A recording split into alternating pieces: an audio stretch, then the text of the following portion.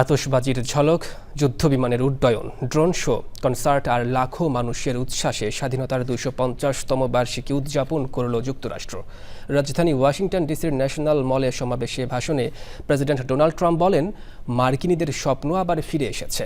তবে দুর্যোগপূর্ণ আবহাওয়া ও প্রচণ্ড গরমের কারণে রাজধানী ওয়াশিংটন ডিসি সহ বিভিন্ন স্থানে শোভাযাত্রা, কনসার্ট ও আতশবাজির প্রদর্শনী বাতিল করতে হয়।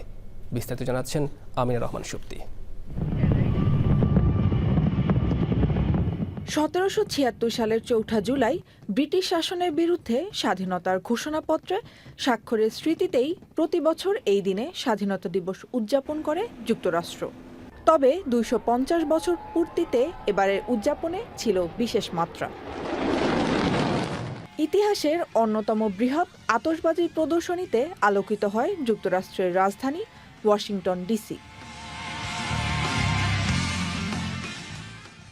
শুধু রাজধানীই নয়, নিউ ইয়র্কের টাইমস স্কয়ার, লস অ্যাঞ্জেলেস সহ দেশ জুড়ে ছিল কনসার্ট, শোভাযাত্রা, ড্রোন শো, নাগরিকত্ব প্রদান অনুষ্ঠান, ব্লক পার্টি এবং সাংস্কৃতিক আয়োজন।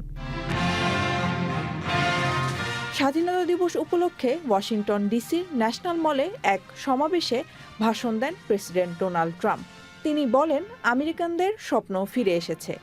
এ সময় কমিউনিস্টদের নিন্দা ও নিজের কৃতিত্বের কথা তুলে ধরেন ট্রাম্প। প্রতিকূল আবহাওয়ার কারণে ডোনাল্ড ট্রাম্পের ভাষণ প্রায় ২ ঘন্টা বিলম্বিত হয়। ভাষণের পর ৪০ মিনিট ধরে চলা আতশবাজির প্রদর্শনীতে যুক্তরাষ্ট্রের রাজধানী আলোকিত হয়ে ওঠে। তবে প্রতিকূল আবহাওয়া ও প্রচণ্ড গরমের কারণে দেশের বিভিন্ন স্থানে আতশবাজির আয়োজন সহ নানা উৎসব বাতিল করা হয়।